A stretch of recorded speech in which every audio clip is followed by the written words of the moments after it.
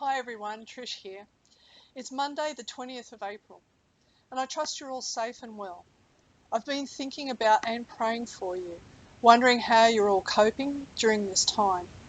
And for many I know that it's been incredibly stressful on so many different levels. And maybe you're one of our mighty essential workers. Thank you for what you're doing. And maybe you're working from home, trying to have those back-to-back Zoom meetings with the dogs barking in the background. And maybe you're a young person trying to work out how to keep motivated with your studies online. Or maybe you're a parent just trying to hold the family together. Whatever your situation, just know that God loves you, that He cares for you, and that He is still in control. And that's good news. And whilst things are very different at the moment, our lives can be just as busy, or maybe even more so for some of us. So today I want to encourage you to find a moment of stillness. I'm referring to a small line in Psalm 46 verse 10, which says, "Be still and know that I am God." In music, they're called rests, intervals of silence. In a play or a concert, it's called an intermission. If you're a sports fan, they're called half time or quarter time, or maybe even time out, depending on your flavour. And in the book of Psalms, it's called Selah, the moment of pause. This Saturday, Anzac Day, it is a minute's silence, a simple yet profound gesture. I think back to a time not so long ago when life was lived at a very hectic pace. Every day we hit the ground running.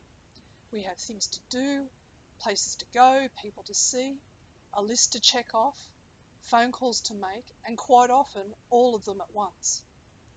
And it seemed as though we were constantly meeting ourselves, coming and going. Can you relate to this? If not, I'd like to know your secret. One way we tried to ease pressure was with technology and labour-saving devices. And strangely enough, right now, these have become a lifeline for so many of us. But too often, such devices consumed more time than they saved. By simplifying tasks, these devices encouraged us to do more. And technology was supposed to have made our lives much simpler.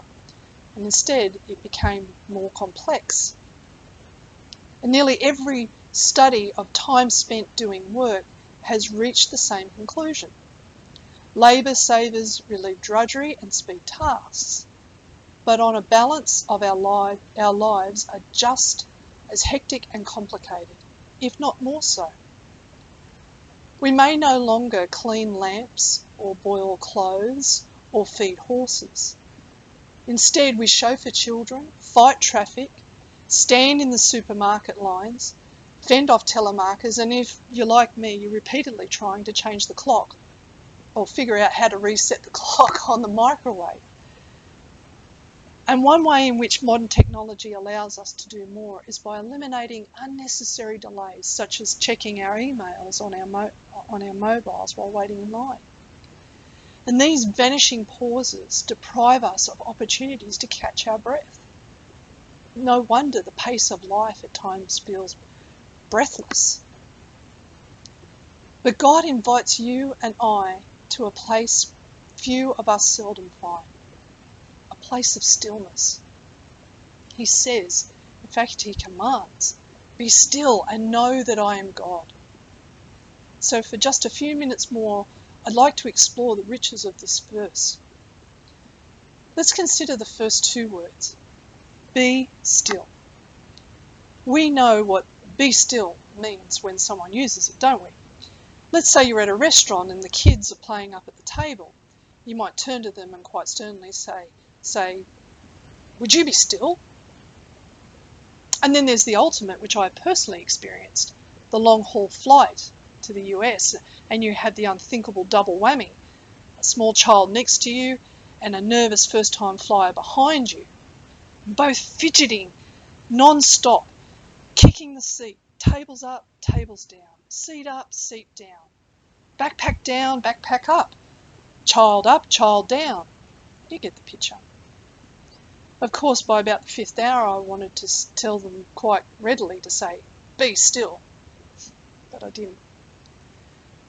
Well, we know what "be still" means to us, but what does God mean when he tells us, "Be still," in this verse? Well, it comes from the Hebrew, rapha, which has several different meanings, but the way "be still" might be used in this verse is cease striving. Many of us wear ourselves out in life trying to carry the weight of the world on our shoulders, and we try to fix everybody's problems. We're all guilty of it. We try to change the way people think, the way they act, the way they live their lives. And in other words, we are guilty of trying to do God's job for him. So when God says, "Be still," he is saying to us, stop trying to do my job for me. Relax. Take a breath. Take a chill pill. Stop what you're doing. Cease striving. I've got this.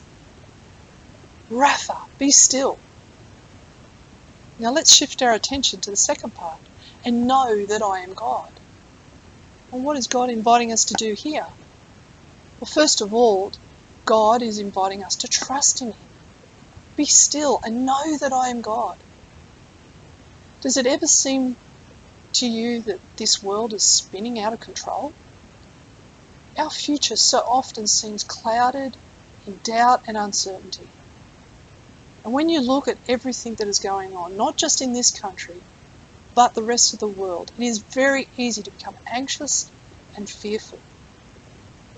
But when God gently reminds us to be still and know that I'm God, he's saying, trust in me. He's saying, be still, I have everything under control. Be still, I've got this. Be still, I am still God. Don't be anxious. Don't be afraid. Don't lose heart. Rapha, be still and know that I am God. And secondly, God is inviting you to spend time with him.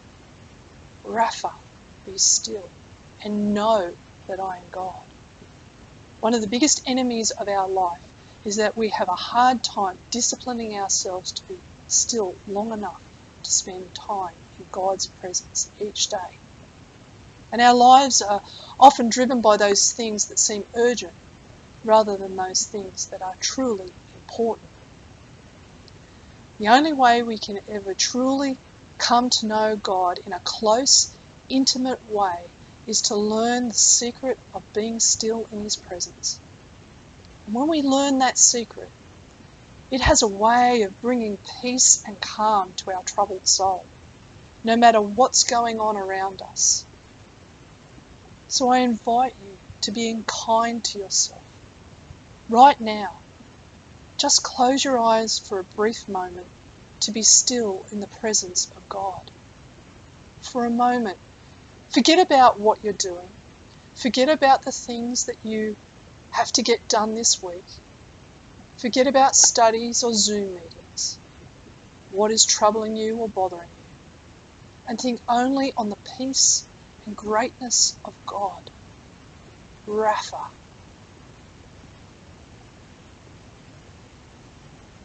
O troubled soul beneath the rod, your Father speaks, be still, be still.